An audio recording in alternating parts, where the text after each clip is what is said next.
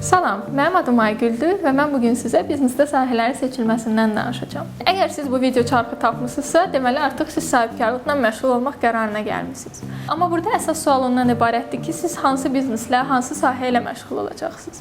Elə çarxda da biz bundan danışacağıq. Əvvəlcə onu qeyd eləmək istəyirəm ki, hansı bizneslə məşğul olmağı qərarlaşdırmaq əslində çox çətin prosesdir. Bununla bağlı sizə iki xəbərim var. Bunun biri yaxşıdır, biri pis.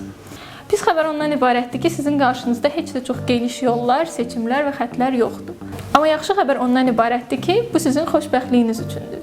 Çünki siz artıq bu imkanları, bu seçimləri özünüz yaratmalısınız. Tutaq ki, sizin qabağınızda bir ağ vərəq var, amma siz əvvəlcə onu boyamamışdan əvvəl hansı alətlə boyamalı olduğunuzu seçməlisiniz. Biznesdə sahə seçərkən əvvəlcə siz öz vaxtınızı, resurslarınızı, imkanlarınızı dəyərləndirməlisiniz və bunların hamısından maksimum əlverişli şəkildə istifadə etməlisiniz. Siz sahibkarlığa başlamamışdan əvvəl öz şirkətinizi qeydiyyatdan keçirməlisiniz, ofis tapmalısınız, veb-sayt yaratmalısınız və s. Bununla bağlı çalışın ki, öz dostlarınızdan, ətrafınızda olan tanışlardan kömək istəyəsiniz.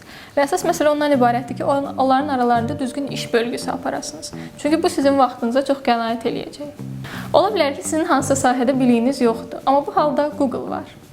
Nəsə lazım olanda Google axtarış sistemindən istifadə edib bütün məlumatlara rahatlıqla çata bilərsiniz. Yəqin ki, başa düşdünüz ki, biz sizə uğurlu sahibkarların tərcüməyi hallarından da danışmayacağıq, uğurlu misallar da göstərməyəcəyik. Biz sadəcə əsas məsələlərdən danışacağıq. Biznes sahəsinin seçilməsi üçün bir neçə əsas suallar var ki, bunları özünüzə verməyiniz məsləhətdir.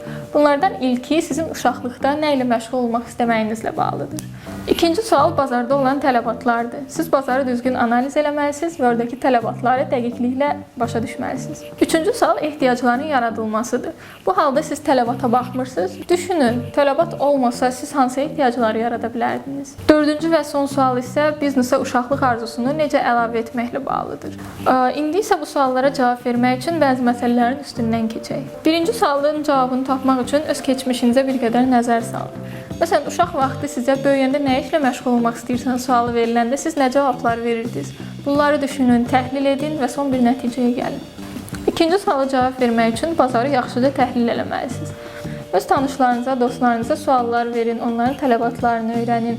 Ölkədə son vaxtlar nəyin istehlak olunduğuna, istehsal olunduğuna nəzər yetirin. Bu sayədə sizin konkret məfhumlardan istifadə etməyiniz o qədər də vacib deyil. Abstrakt məfhumlar haqqında da düşünə bilərsiniz. Məsələn, insanların rahatlığı, sürət, zövq, əlçatımlılıq, keyfiyyət və s. Əgər sizin konkret bir ideyanız varsa, bunun üstündən də hərəkət edə bilərsiniz. Məsələn, bu ideya ilə bağlı tanışlarınızdan soruşun, sosial sorğular aparın, internetdə araşdırma eləyin. Baxın, görün bu ideyalar tələbata uyğundurmu, yoxsa yox. Üçüncü sualın cavabına gəldikdə, burada potensial istehlakçılardan söhbət getmir. Yəni, əslində bizim bazarda olmayan, amma başqa ölkələrin bazarlarında ola bilən və ya bizim bazara yeni gələ biləcək məhsullar haqqında düşünə bilərsiniz. Yəni, burada əslində potensial istehlakçı olmur.